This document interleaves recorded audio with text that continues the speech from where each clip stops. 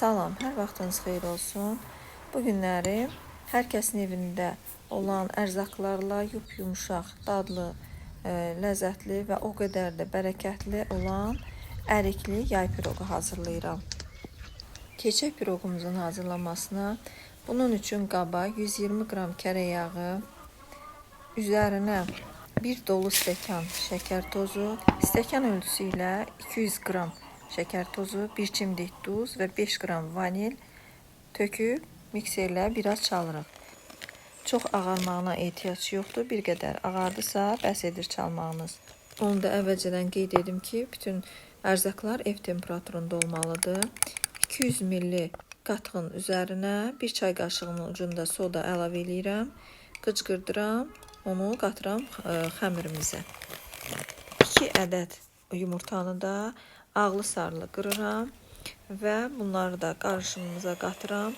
Mikserlə bir qədər çırpandan sonra mikseri qoyuram bir kənara.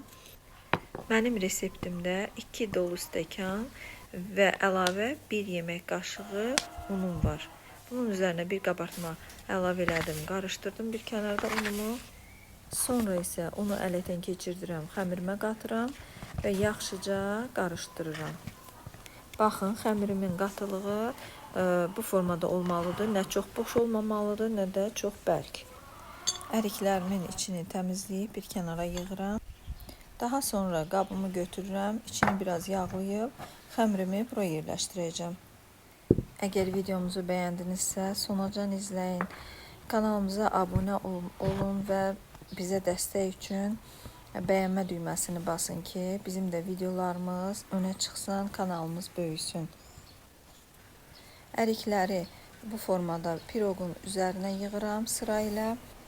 Əlinizin altında hansı meyvədən varsa, şaftalı, gilas, çiyələk, vişnə, alma, onunla da hazırlaya bilərsiniz. Və əvvəlcədən qızdırdığım sobama qoyuram. 40 dəqiqə, 45 dəqiqə 180 dərəcədə bişirəcəm. Piroqum bişənəcən evdə olan qarğıdalları yeni bir üsulla bişirib sizə göstərmək istədim. Mən də ilk dəfə idi ki, qarğıdalların üstünə qaynaya isti qaynar su töküb qoyurdum bişməyə. Soyuq su ilə bişirəndə qarğıdalları adətən çox qaynadırıq ki, bişsin. Bu dəfəki qarğıdallar 15-20 dəqiqə ərzində demək olar ki, qaynağa düşən kimi ilk dəfə baxanda mən gördüm artıq bişiblər. Piroqum bişənəcən qarğıdallar artıq hazır idi. Çay dəmləmək üçün bağımızdan biraz qarağat yığıram və Hacı kənddən yığdığım təzə kək otunu və biraz da qara çay əlavə edirəm, çayımızı dəmləyirəm. Onu da qeyd edim ki, piroqunuzu sobaya bişməyə qoyduqdan sonra 25-30 dəqiqə müddətində qətiyyən sobanızın qapısını açmayın. Piroqun şişi yatmasın.